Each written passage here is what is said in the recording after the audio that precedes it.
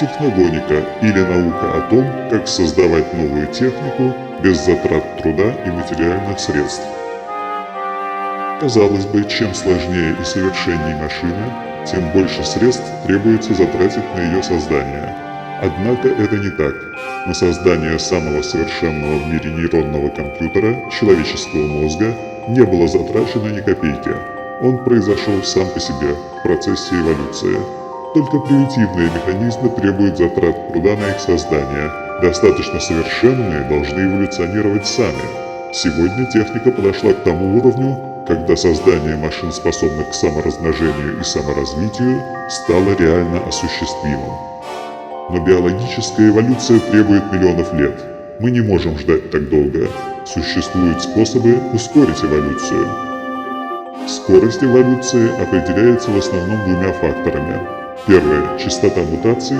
Второе – сложная и быстро изменяющаяся внешняя среда, к которой приходится приспосабливаться организму. Скорость мутаций мы можем заложить в конструкцию первоначальной машины-прародительницы. Гораздо сложнее обстоит дело со сложной и быстро изменяющейся внешней средой. Конечно, мы можем создать для нашей саморазмножающейся машины такую среду, которая потребует от нее самосовершенствования. Но создание такой среды потребует от нас большого труда и больших затрат.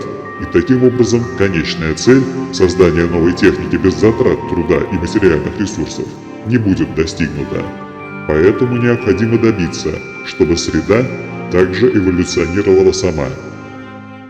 Поле боя, на котором противник применяет саморазмножающуюся и саморазвивающуюся военную технику, будет являться самой сложной, непредсказуемой, требующей для выживания максимальной изворотливости средой обитания. Эта среда будет изменяться и усложняться с той скоростью, с какой эволюционирует саморазвивающаяся военная техника противника. Но приблизительно с такой же скоростью будет эволюционировать и наша саморазвивающаяся военная техника, которая с точки зрения техники противника сама будет являться сложной и быстро эволюционирующей средой. Таким образом, две армии саморазмножающихся военных роботов будут стимулировать эволюцию друг друга. Вырисовывается следующий проект. Изготавливаем две армии саморазмножающихся роботов-солдат, способных эволюционировать, доставляем их на полигон и оставляем воевать друг с другом. Саморазмножение подразумевает способность роботов самостоятельно находить сырье и энергию для изготовления своих копий.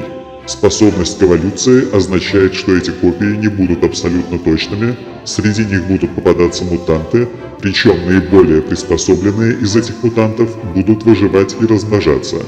Очень скоро на нашем полигоне появятся роботы-солдаты гораздо более совершенные, чем первоначальная модель. Новые технические решения будут найдены не трудом ученых, инженеров и конструкторов, а самими законами эволюции. Очень важно правильно выбрать место для полигона. Оно должно удовлетворять трем требованиям. Первое – быть достаточно большим. Второе – обладать запасами полезных ископаемых, необходимыми для широкомасштабного размножения роботов. И третье – находиться достаточно далеко от мест проживания людей, чтобы избежать человеческих жертв. Необходимо ясно понимать, что эволюция эффективно будет действовать лишь тогда, когда количество особей будет исчисляться по меньшей мере миллионами. Ни один полигон на Земле, ни одна пустыня не обеспечат необходимого количества полезных ископаемых и не дадут достаточного простора для военных действий. На всей Земле, пожалуй, лишь только дно Мирового океана удовлетворяет первым двум требованиям. Но мы не можем поручиться, что в ходе эволюции роботы-солдаты не выйдут на сушу. Кроме того, использование дна океана в качестве полигона могло бы помешать его мирному освоению. Напрашивается вывод, что полигон должен находиться за пределами планеты Земля. Первое, что приходит в голову, это ближайшее к Земле небесное тело – Луна. Однако уже в течение ближайших 15-20 лет на Луне намечается строительство обитаемой базы, так что третье требование снова может оказаться невыполнено. Кроме того, у Луны отсутствует атмосфера, и мы не можем ожидать появления в ходе эволюции новых технических решений в такой важной для Земли области техники, как аэродинамика, что снижает ценность эксперимента. С учетом всего этого, самым подходящим местом для организации полигона является планета Марс. Пройдет еще очень много времени, прежде чем нога человека впервые ступит на поверхность Марса, но для автоматических аппаратов он доступен уже сегодня. Достаточно нескольких запусков существующих ракет, чтобы доставить на Марс первоначальный комплект оборудования.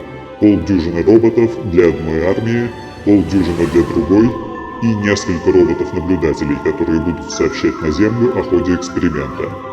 Первоначальные места базирования двух армий на поверхности Марса должны отстоять друг от друга на расстоянии несколько сот километров. Первые полдюжины роботов, используя местные полезные ископаемые, должны сперва размножиться по крайней мере до нескольких сотен тысяч экземпляров и лишь затем вступить в бой с армией противника. В остальных файлах данной директории содержится полная конструкторская документация на саморазмножающихся роботов-солдат и роботов-наблюдателей, разработанных с учетом условий, с которыми они могут встретиться на поверхности Марса. Большая часть используемых в конструкции комплектующих выпускается серийно отечественными или зарубежными фирмами. Просмотрев все файлы, Андрей сказал: «Выходит, Зюзюкин был непризнанным гением? Вот уж чего бы никогда не подумал».